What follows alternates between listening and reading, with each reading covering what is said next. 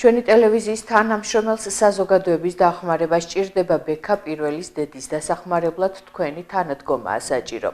უამრავი ქარტეხილის უმძიმესი პერიოდის შემდეგ ახლა ნელი ჯოლბორდის ჯანმრთელობის გასაუმჯობესებლად ბოლო ნაბიჯები იდგმება, რისთვისაც საზოგადოების გაერთიანებაა მნიშვნელოვანი. ბექას დედას მეოთხე სტადიის სიმსივნე აქვს და ახლა ღეროვანი უჯრედების გადანერგვა ესაჭიროება.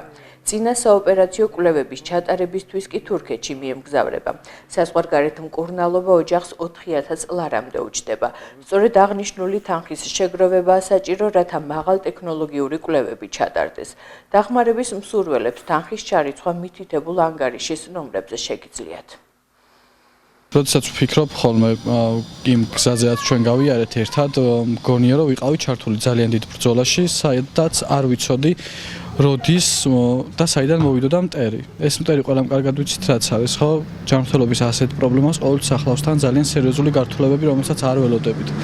3 წლის განმავლობაში ძალიან ბევრი ასეთი გართულება დავამარცხეთ, რა თქმა უნდა, ჩემი მეგობრების, საზოგადოების, იმ ადამიანების დამსახურებით, რომლებიც ამ პერიოდის განმავლობაში ჩემს გვერდით იდგნენ და მოვედით იმ მდგომარეობამდე, რომ უკვე ვსაუბრობთ განკურნებაზე და ამისთვის აუცილებელი არის ღეროვანი უჯრედების იგივე ძვლის ტვინის გადანერგვა, რომელიც მოხდება მხოლოდ ერთ შემთხვევაში, თუ კი ჩავიტარებთ ჩვენ მაღალტექნოლოგიურ გამოკვლევას, რომელიც ტარდება სტამბოლში, თურქეთში.